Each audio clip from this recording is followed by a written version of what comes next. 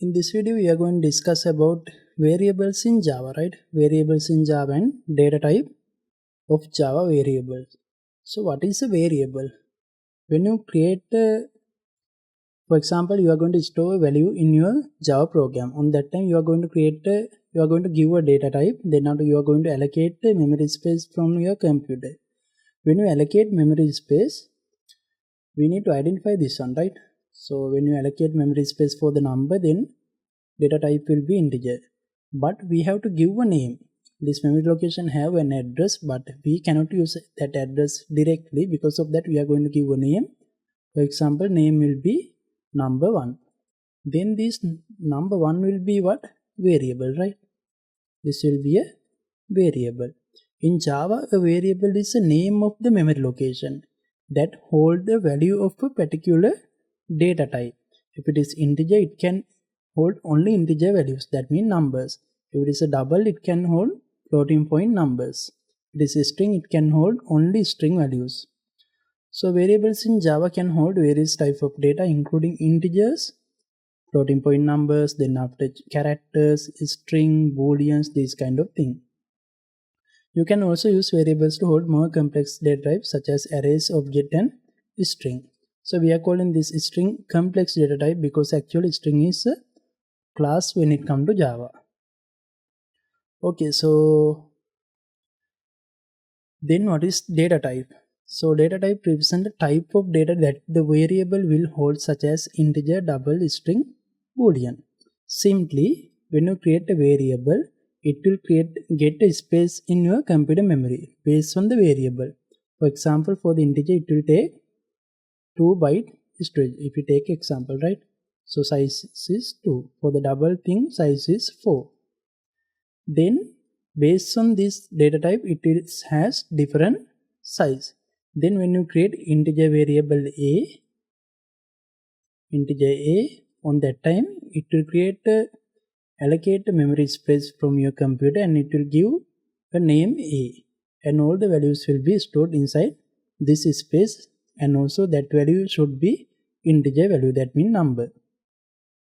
Based on the data type, you can decide which value you are going to store inside that variable. So when you create a variable, we need to follow some rules, right? Definitely we cannot add white space inside your variable. For example, you can't write first name variable like this. If you want to separate two words, then you can use underscore. That is fine. Variable should not start with a digit or contain special characters, right? So you can start variable within a letter like this, or underscore and letter. These are the two ways to start a variable. So as a Java standard, we are starting variable with the simple letter. This is not a rule, this is standard. So constant should be written in all capital letters with underscore separating the word. If it is constant, that means final variable, then you can use capital letters. For example, double pi is equal to 3.14. This is constant, right? We aren't going to change this value. Because of that, I am going to use capital letters. Variable names are case sensitive in Java. When it comes to Java, number 1 is not equal to number 1, because these two are two different variables. This one is simple len, this one is capital N, right? When it comes to variable in Java, it is case sensitive. Variables should not use reserved keyword or class name as their name. So you can't use void or double, integer, these kind of thing as a variable name. These are the keyword. That means you cannot change these things. These are the Java keyword. So we have this data type. So we have primitive and non-primitive data type also. So I'm going to explain this thing also in this video. So when it comes to numeric data type, that means byte, short, integer, long, float, double, default value is 0. When it comes to boolean, default value is false. When it comes to object, it is null. So, and also there is a range, right? When it comes to byte, range is minus 127 to plus 127. This is the range. If you are going to add 128, it will show as a 1. So maximum number is 127, 127 minus minimum number. Like this, there is a range for the short, integer, long, float, double. Double has the highest range, and also we can add number with the fraction inside double. So then after we have scope. For the variable we have a scope, right? So we have three scope. That means we are giving name like static variable, then after instance variable, local variable. Static variable means if you create any variable with the static keyword, then it will be static variable. So no need to create object, right? To access static variable, no need to create object.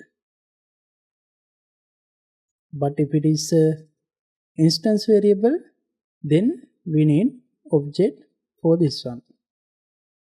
We need object for instance variable. And then after local variable mean if you create any variable inside the method, then it is a local variable that is local to that method. That is local between opening and curly brace of that method, right? So we have three variables. We'll do one example for this one also. So Java is statically typed language. That means, so when you take language like Python, are we going to write data type? No, right? We are just writing name. Then after if you assign 12, when you compile on that time, our Python compiler will identify, right? The value is a number, that means data type we can define as a number, right? But when it comes to Java, always you have to give a data type when you create a variable. Because of that, we are calling this statically typed language. So variable is known at the compile time. And so we have primitive and non-primitive data type, right? Under primitive data type, we have boolean, char, byte, short, integer, long, float, and double. So primitive data type mean size of this variable is not gonna change based on the operating system. If you take one code in Windows and if you are going to run that code or edit that code inside Mac operating system, size will be same for this data type, right? Because of that, we are calling this primitive data type. So what are the primitive data type? Boolean, char, byte, short, integer, long, float, and double. Java has 8 primitive data type. Java has 8 primitive data type. Okay, so we'll do one example. Right, so I'm going to create a variable here. For example, we'll create variable integer number 1 is equal to 20. This will be an instance variable, right? This is instance variable because we haven't used any static keyword. Then static number 2 is equal to 30. This will be static variable.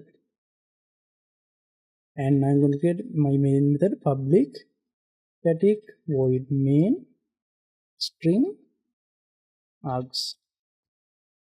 Right. So now can we print number 1? Okay, we have to give data type here static integer number 2. Now I'm going to output system dot out dot will show this one println number 1. Then definitely I will get the error, right? So I'm going to run this one. Here you can see we are getting error, right? So non-static variable number 1 cannot be referenced from a static context. This is a non-static variable, right? That means definitely we have to create an object to access non-static variable. Otherwise we can't. But if I change this into number 2, that means number 2 is a static variable, right? We should be able to print this value. If I run my code, then it will print value as a 30. So you can use Java C and Java command to run this one. Otherwise you can download the extension for the Java in VS Code. Then after you can compile this using Control Alt and in. Okay, so now how I am going to print this number 1. For that, what we can do is we can create object of the class variable object 1 is equal to new variable. Then system.out.println, I'm going to print object 1 dot number 1. Now we will get the output for that variable also. Okay, we got error in the println. That means this one print ln. Now it is fine, right? Okay, let's see the output. Now I am getting 20 and 30. Both instance variable and static variables are printing. If you create any variable here, for example integer x is equal to 35, then this will be a local variable for this main method. If I create another method here, for example void print number, then I have integer y is equal to 40. Now I'm going to print system.out.println y. Then if I run this program, then y is not going to print, right? To print y, I need to call this print number method. I need to invoke this one. This is not a static method. Because of that, again we have to use object to invoke this method. So we have one object 1 dot print number. Now it will call this method and it will print system.out.println y value, that means 40. So it will print 40, 20, 30. Again I am going to print number 1. So I can print number 1 also because this is a non-static method. That means I can directly access this number 1 from this method. If it is a static method, then definitely I have to create an object to access this variable like this. This is not a static method. Because of that, I can directly print number 1. When you compile, it will print output 20, 20, 30. We got 20 from this one. Again we got 20 from this line and 30 from this line. So this is about variable. You can create byte variable like this. Byte number 4, y is equal to 124. If it is more than 127, it will modulus by 127 and it will print the value. Okay, so we'll do that one also, right? I'm going to create this variable inside main method. That means here, then not we will output system.out.println number 5. Byte number is equal to number 5, right? So we'll see what will be the output from this code. We are getting 124, no issue. But if I increase this into 144, then it is not going to print this 144. You can see incompatible type, possible to see conversion from integer to byte. Because there is a range for the byte which is from minus 127 to 127. This is the range, right? So you can add the number between these two numbers into byte data type. Otherwise you have to move into the short, integer, long, double based on your requirement.